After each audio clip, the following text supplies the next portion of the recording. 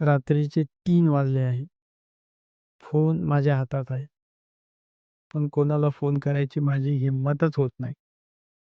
WhatsApp उघडतो, पण type केलेला मेसेज पुन्हा डिलीट करतो. उद्या बँकेचा हप्ता आहे, गाडीचा हप्ता आहे आणि अकाउंटमध्ये काही हजार रुपये शिल्लक आहेत. बेडवर छताकडे पाहत फक्त एकच विचार करतो. देवा, आता पुढे काय? असा एकच प्रश्न मनात येतो. जर तुमच्याही आयुष्यात कधी असा क्षण आला असेल, तर आज हा व्हिडिओ तुमच्यासाठी आहे. कारण आज मोटिवेशन नाही, तर कठीण काळात स्वतःला खंबीर ठेवण्याचा खरा मार्ग आपण बघणार आहोत. मित्रांनो, 21व्या शतकामध्ये आपल्या सर्वांचं आयुष्य खूप वेगाने धावत आहे.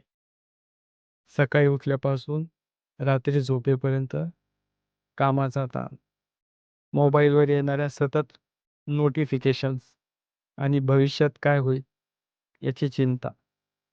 त्या सगळ्यांमुळे लोक बाहेरून हसतात, पण आतून पूर्णपणे तुटलेले असतात. कठीण प्रसंग सर्वांच्या आयुष्यात येतात, पण ते आले म्हणजे शेवट झालं आयुष्याचं असं नाही. ते तुम्हाला अधिक मजबूत बनवायला येतात. आपण जेव्हा अडचणीत असतो, तेव्हा आपल्याला वाटतं, आता हे किती दिवस चालणार आहे? ही कधी संपणार आहे की नाही? पण लक्षात ठेवा, प्रत्येक संकटाची एक एक्सपायरी डेट असते. वाईट दिवस येतात, ते येतात. हा प्रश्न नाही. प्रश्न हा आहे, त्या काळात आपण स्वतःला कसं सावरतो? मी माझंच उदाहरण देतो बघा. साल होतं 2020. सर्वांनाच माहीत असेल, कोरोनामुळे देशभर लॉकडाऊन सुरू झालं. मी ज्या कंपनीत काम करत होतो, तीही कंपनी लॉकडाऊन नंतर काही महिन्याने तोट्यात चालली. आणि असंच लॉकडाऊनमुळे काम वर्क फ्रॉम होमच सुरू होतं. आणि अचानक सोमवारची सकाळी नेहमीप्रमाणे लॅपटॉप सुरू केला वर्क फ्रॉम होमसाठी आणि ईमेल आला, प्लीज जॉईन द मीटिंग. 10 मिनिटाची मीटिंग होती आणि त्या मीटिंगमध्ये फक्त एक वाक्य, due to the impact of COVID-19 pandemic your position has been eliminated. पुढे काय बोललं गेलं ते माझ्या कानावर पडलंच नाही, कारण त्या क्षणी माझ्या डोक्यात एकच वाक्य घुमत होतं, कोरोना लॉकडाऊनमुळे माझी नोकरी गेली.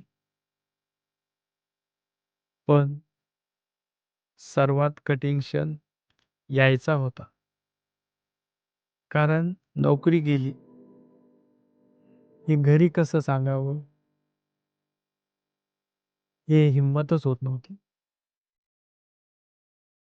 हसत हसत मी आईला उत्तर द्यायचो, आता वर्क फ्रॉम होमच आहे, कारण माझी नोकरी गेली. ते बोलायची हिंमतच नव्हती.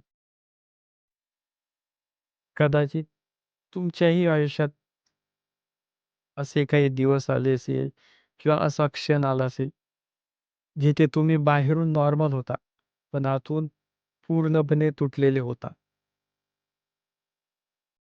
त्या काळात नोकरी गेल्यानंतर मी 1-2 महिने काही केलंच नाही. कारण सतत एकच विचार माझ्या मनात यायचा, हे का झालं? कसं झालं? आणि माझ्यासोबतच का? आणि ह्या विचाराने मी एवढा गुरफटून गेलो, की मी त्या काळात ना माझा रिझ्यूम अपडेट केला, ना कुठले नवीन स्किल्स शिकलो, ना कुठल्या इंटरव्ह्यूसाठी तयारी केली. फक्त एकच सतत विचार यायचा मनात, नकारात्मक. मित्रांनो, कठीण प्रसंग प्रत्येकाच्या आयुष्यात येतात. ते आपल्याला संपवण्यासाठी येत नाही. आपण त्या काळात ॲक्शन थांबवतो. तेव्हा आपण हरतो. जेव्हा मन घाबरतं, तेव्हा ती चुकीचा निर्णय घेतं. जे घडलंय ते नाकारत जर बसलो आपण, तर वेदना आणखीन वाढत जातात. त्याच्यामुळे स्वीकार करायला शिकणं फार महत्त्वाचं आहे. तेव्हाच आपल्याला उपाय दिसायला लागतात. त्या काळामध्ये मी माझं टेन्शन आणि फेलियर घालवण्यासाठी Google सर्च करायचो. How to handle failures. शेकडो आर्टिकल वाचायचो. पण ते फक्त आर्टिकल होते. त्यात उत्तर सापडलंच नाही. कारण मला त्या काळात ॲडवाईस नको होती. कोणीतरी मला एवढं सांगावं असं वाटत होतं. सगळं ठीक होईल. आजकाल अनेक लोक डिप्रेशन, एन्झायटी आणि स्ट्रेस यामधून जात आहे. पण त्यांना वाटतं लोक काय म्हणतील? लक्षात ठेवा, तुमची मानसिक शांतता लोकांच्या मतापेक्षा जास्त महत्त्वाची आहे. मजबूत माणूस तो नसतो, जो सगळं एकटाच सहन करतो. मजबूत तो असतो, जो योग्य वेळी मदत मागतो.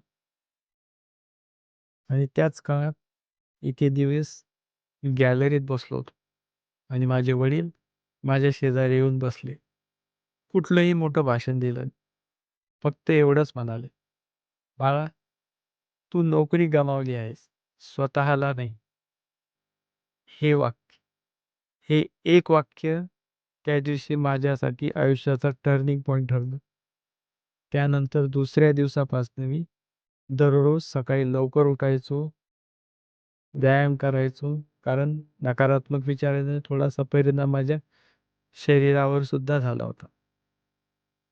व्यायाम करायचो, नवीन जॉब ॲप्लिकेशन करायचो, स्किल्स शिकायचो नवीन. सोशल मीडियाचा शक्य तेवढा वापर कमी करायचो. पूर्णपणे स्वतःवरती फोकस करतो. तुमची सॅलरी, तुमचं पॅकेज, तुमची कार किंवा तुमचे फॉलोअर्स हे तुमची किंमत ठरवत नाही मित्रांनो. तुम्ही पडून पुन्हा किती वेळा उभे राहता यावर तुमचं आयुष्य ठरतं. हो, थोडासा डायलॉग फिल्मी वाटेल तुम्हाला, पण खऱ्या आयुष्यामध्ये यश मोटिव्हेशनल व्हिडिओसारखं 30 सेकंदात येत नाही. ते 2 आठवड्याने येऊ शकतं, 3 आठवड्याने येऊ शकतं, महिन्याभराने, 2 महिन्यांनी, कधी-कधी 6 महिन्यांनी सुद्धा.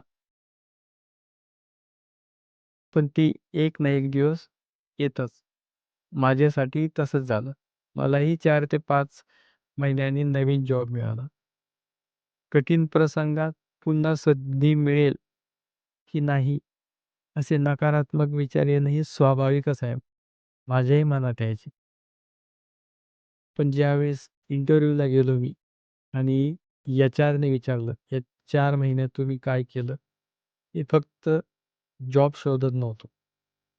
तर मी स्वतःला पुन्हा तयार करत होतो. मित्रांनो, तुमच्याही आयुष्यात कठीण प्रसंग आला तर 2 आवाज नेहमी तुम्हाला ऐकू येतील. एक आवाज म्हणतो, "तुझ्याने काही होणार नाही." तर दुसरा आवाज शांत असतो. तो फक्त एवढंच म्हणतो, "आजचा दिवस पार कर. उद्या पुन्हा प्रयत्न करू." आयुष्यात जिंकणारे लोक पहिल्या आवाजावर नाही, दुसऱ्या आवाजावर विश्वास ठेवतात. आपण सगळे वादळ थांबण्याची वाट पाहतो. पण आयुष्य आपल्याला वादळच चालायला शिकवतं. कठीण काळ तुमची परीक्षा घेत नाही. तो तुम्हाला दाखवतो तुमच्यात किती ताकद आहे. जाता जाता एक गोष्ट लक्षात ठेवा मित्रांनो, वादळं जेव्हा येतात, तेव्हा काही झाडं मुळासकट उन्मळून पडतात आणि काही झाडं आणखीन घट्ट रुजतात. फरक वादळात असतो का? नाही. फरक असतो मुळांमध्ये. आयुष्यातील कठीण प्रसंग टाळता येत नाही. पण त्यातून मजबूत होऊन बाहेर पडणं हे आपल्या हातात आहे. जर हा व्हिडिओ तुमच्या मनाला स्पर्श करून गेला असेल, तर तो अशा व्यक्तीपर्यंत नक्की पोहोचवा, जी सध्या कठीण काळातून जात आहे. कदाचित तुमचा एक शेअर त्याच्या आयुष्यात आशेचा नवा किरण ठरेल.